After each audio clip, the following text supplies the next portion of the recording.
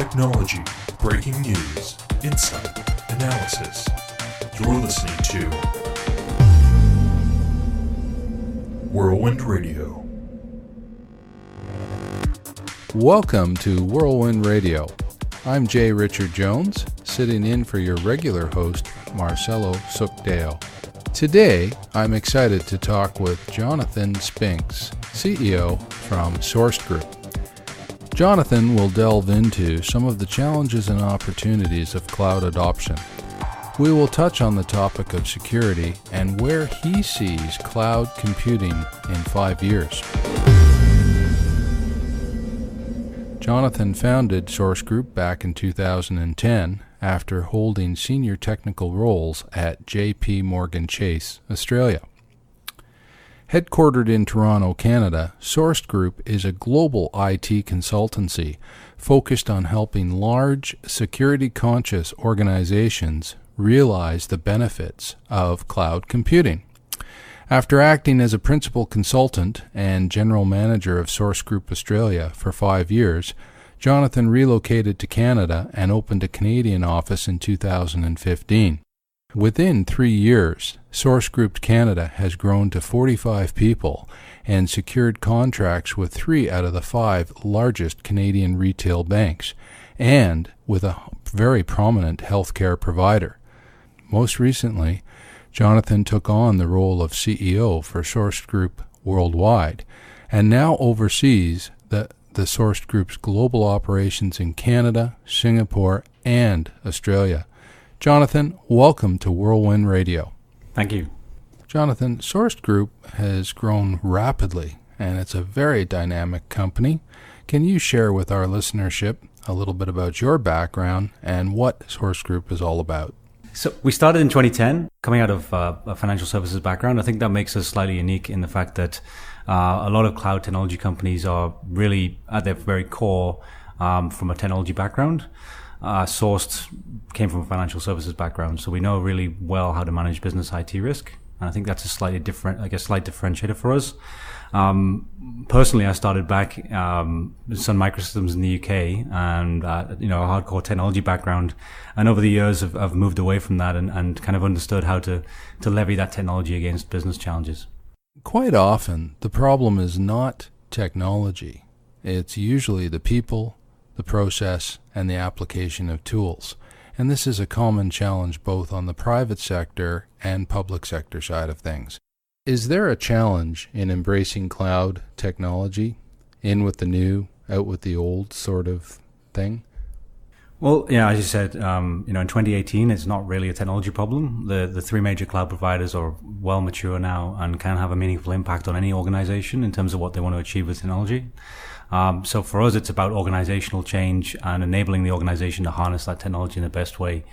Most of our customers with regulatory bodies are security conscious. And so it's about robust implementations of the cloud providers that materialize into a general purpose cloud platform. So what we don't want to do is have implementation of cloud that meets one application requirement. We want to do it for the whole bank or the whole airline or the whole healthcare organization. So that's a slightly different challenge, is building a general purpose landing zone that meets regulatory requirements and security and compliance in an organization. So that's the challenges we like to take on. Once we've got the general purpose cloud platform there, it's about going out to the line of business IT users and helping them, enable them to consume that platform we've built. Canada is implementing cloud adoption, and certainly AI plays a role in that. But there are other countries like Australia that are a little further ahead in the implementation of this technology. I'm wondering if you can share with our listenership how you would rank Canada compared to the world. Yeah, there's fear. Change is a really big topic. I think change as a word is a very strong topic around this kind of technology. Amazon alone changes 6 times a day on average. So there's fear in change. If you look, a general financial service organization, they would have practiced, had a firewall that would keep them safe. They thought no change is safe. Now in cloud, no change is actually dangerous. If you don't adopt the latest changes from a cloud provider, you actually weaken your security posture.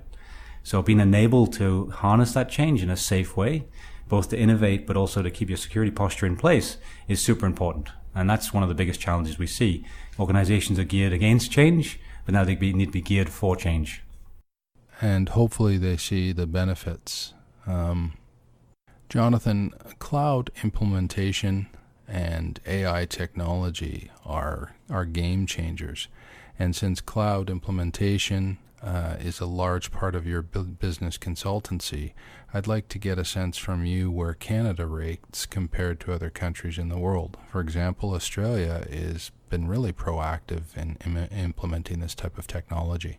It's very interesting being able to see 3 different regions now. So I'm obviously across what's going on in Australia, Singapore, and Canada. And from a financial services lens, we're in 7 banks actively right now, across Canada, Singapore, Malaysia, and Australia. So we can see the different countries and how the financial service organizations are adopting cloud, and how risk adverse some countries are versus others. Canada was behind. When I first came to Canada 3.5 years ago, there wasn't really any meaningful major cloud provider. Then Microsoft arrived, then Amazon arrived, and then Google arrived. And in that time, Google also nominated Canada as one of the only 2 AI centers in the world for them, UK and Canada. So in 3 years, Canada's gone from really a cloud ghost town to an AI capital of the world, which is pretty phenomenal, right? So what I'm getting at there is that Canada's got an opportunity to leapfrog a little bit. It's come from behind. Maybe Australia was ahead in terms of adoption because they've had cloud, like they had Amazon in 2011 as a region, and they've had opportunity to do things, but the platform has changed significantly. It's much more mature now. It's easier to adopt. The on-ramp's easier. So there's an opportunity for Canada to learn by the mistakes of other regions and kind of accelerate through those challenges. It sounds like we're moving in the right direction, and the challenges within private sector and public sector, there's a lot of common threads.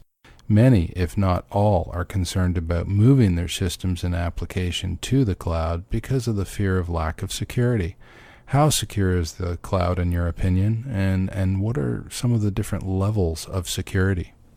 Well, my standard response to that these days is that cloud is more secure than your traditional data center, just because, first of all, the 3 major cloud providers are hyperscale. So they're doing technology at a scale that none of us mere mortals have ever seen, to be able to do it at that size. So they are very good at doing IT, and they have very good policies and practices to get to that scale.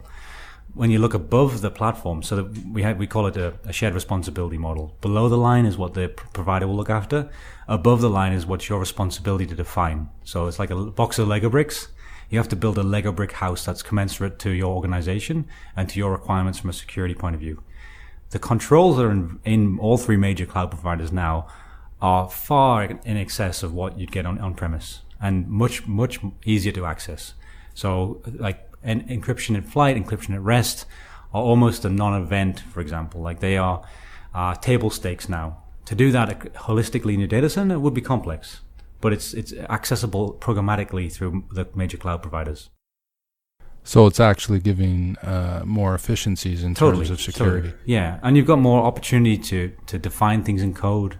So previously in your data center, you probably would have defined how the OS might behave, and how the application might behave on that OS, but you wouldn't define how the front door operated, or you wouldn't define where the racks were located and how the networks were laid out. If you think about cloud as being 100% programmatic, from front door to back door of my data center now is in code. And the benefit of it being in code is that I can do development practices around that code, so I'm becoming more like a developer. I can do CI testing, so continuous integration, to validate that if I'm making a network change, that it passes a security test by default. I can start to think about ensuring that whatever's built is consistent, so I can replay that code at any time and validate what I decided, what I wanted, is actually still there and instantiated. So it's really powerful.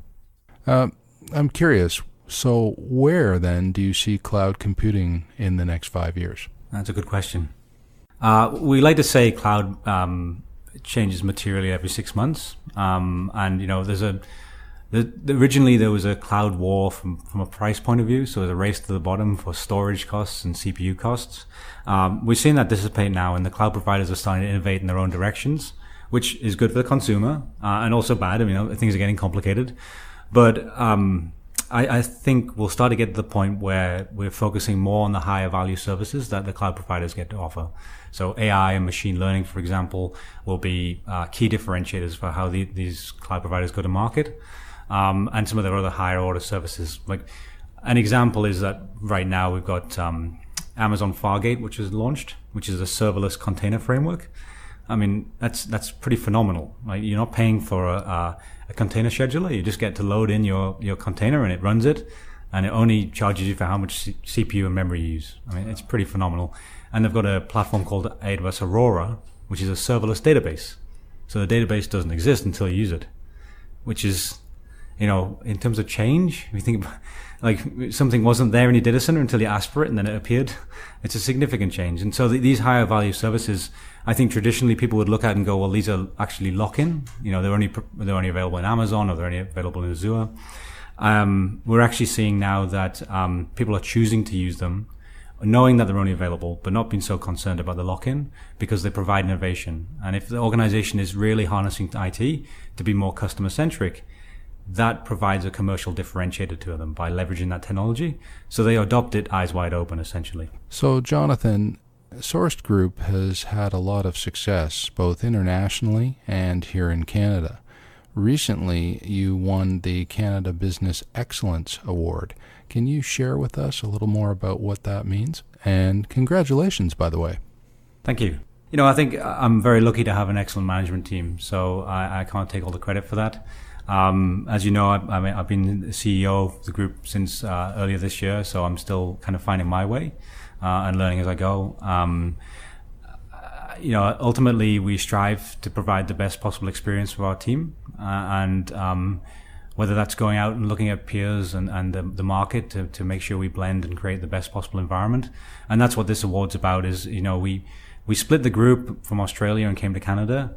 And then we spread ourselves pretty thin, opening up Singapore at the same time. It was big growth in Singapore, big growth in Canada.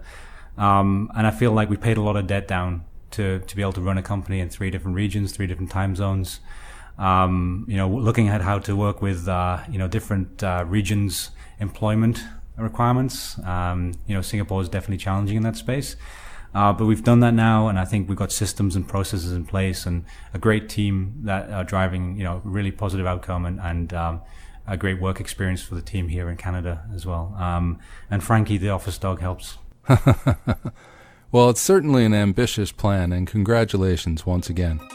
For the latest IT news and insight critical to your business, be sure to subscribe to our weekly IT in Canada newsletter. Our experienced team brings you engaging articles, videos, and podcast episodes targeted to IT professionals and industry executives.